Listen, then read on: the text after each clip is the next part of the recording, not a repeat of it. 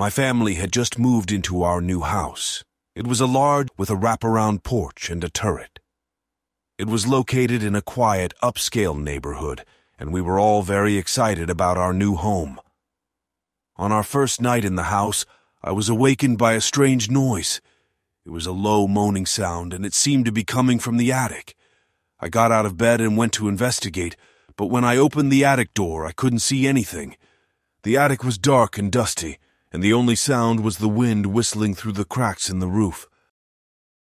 I went back to bed, but I couldn't shake the feeling that something was wrong. I kept hearing the moaning sound, and I couldn't fall back asleep. Finally, I got up and went to my parents' room. "Mom, Dad," I said, "I'm scared. I keep hearing a noise coming from the attic." My parents woke up and listened. They heard the moaning sound, too. "Don't worry," my dad said. "It's probably just the wind." "But I don't think it is," I said.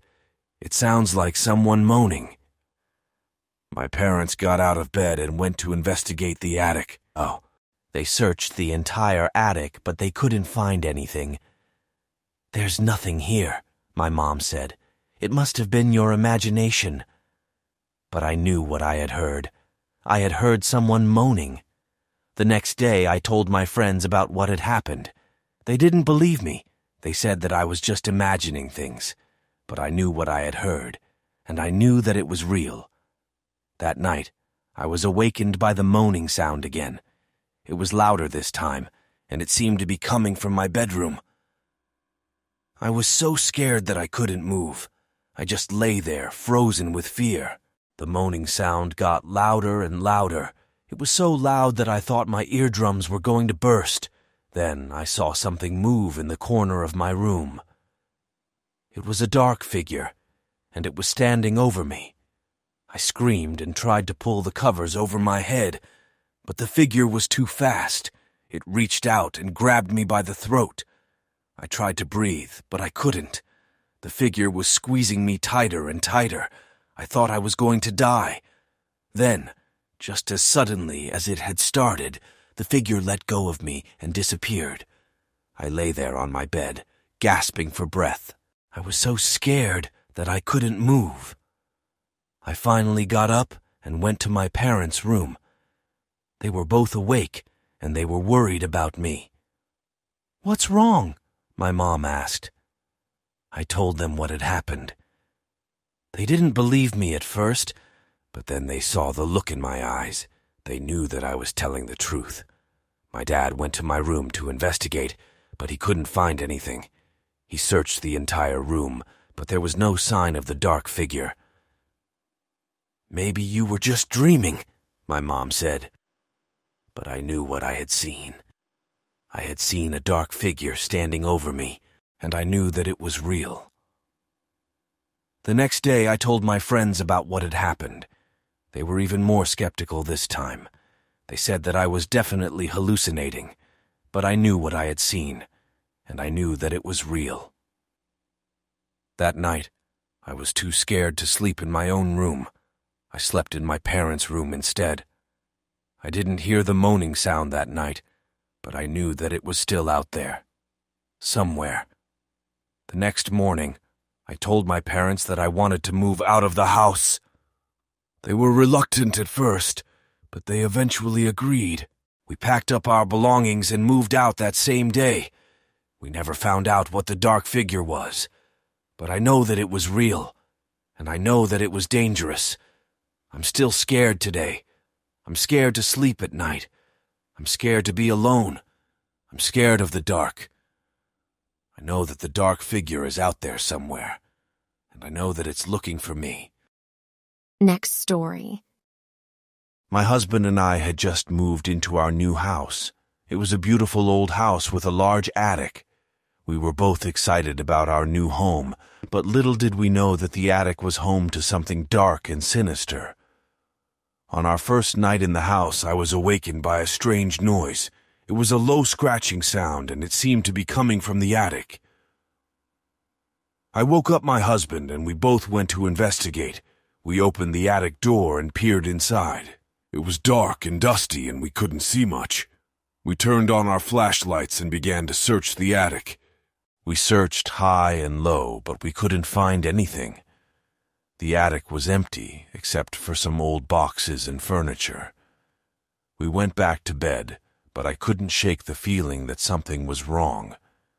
I kept thinking about the scratching sound, and I couldn't stop wondering what was making it. The next day, I told my friends about what had happened. They didn't believe me. They said that I was probably just imagining things. But I knew what I had heard, and I knew that it was real. That night, I was awakened by the scratching sound again. It was louder this time, and it seemed to be coming from right outside my bedroom door. I got out of bed and went to the door, but I didn't open it. I stood there for a long time, listening to the scratching sound. It got louder and louder until it sounded like someone was trying to claw their way through the door. I was so scared that I couldn't move. I just stood there, frozen with fear. Finally, the scratching sound stopped. I waited a few minutes and then I slowly opened the door. There was nothing there. I went back to bed, but I couldn't fall back asleep. I kept thinking about the scratching sound, and I couldn't stop wondering what was trying to get in. The next day, I told my husband what had happened.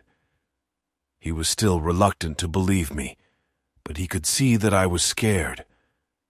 He promised me that he would stay up late that night and listen for the scratching sound. That night, I went to bed early so that I would be asleep when my husband got home from work. I didn't want to hear the scratching sound again. I woke up to the sound of my husband coming home. I got out of bed and went to greet him. "Did you hear anything?" I asked him. He nodded. "Yes," he said. "I heard the scratching sound. It was coming from the attic." I was terrified. I didn't know what to do. My husband suggested that we call the police, but I didn't want to. I was afraid that they would think we were crazy. We decided to stay up late that night and listen for the scratching sound again. We sat on the couch in the living room and waited. At around midnight, we heard the scratching sound. It was coming from the attic again. We looked at each other in fear. We didn't know what to do. We stood up and slowly walked to the attic door. We took a deep breath and opened the door. The attic was dark and dusty, just like it had been the first night we moved in. We turned on our flashlights and began to search the attic. We searched high and low, but we couldn't find anything. The attic was still empty. We went back to the living room and sat down on the couch. We were both exhausted and scared. We didn't know what to do. We couldn't stay in the house with the scratching sound coming from the attic. We decided to leave the house that night. We packed up our belongings and drove to a hotel. We never found out what was making the scratching sound, but we knew that it was real, and we knew that it was dangerous. We never went back to the house. We found a new place to live, and we're both happy now. But I still think about the scratching sound sometimes, and I still wonder what was making it. I know that I will never forget my time in that house. It was a terrifying experience, but it also taught me a valuable lesson. Never ignore the warning signs, or the warning signs. The last one. When Emily moved into her new house, she was excited to start a new chapter in her life. The house was old and charming, with a wraparound porch and a large backyard.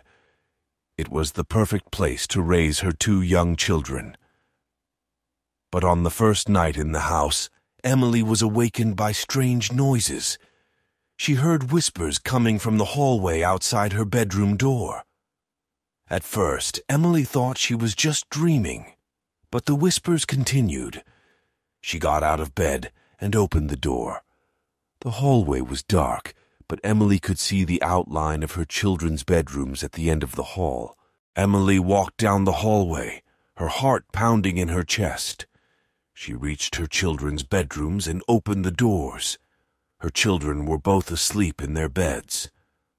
Emily went back to her bedroom and closed the door. She lay in bed, listening to the whispers.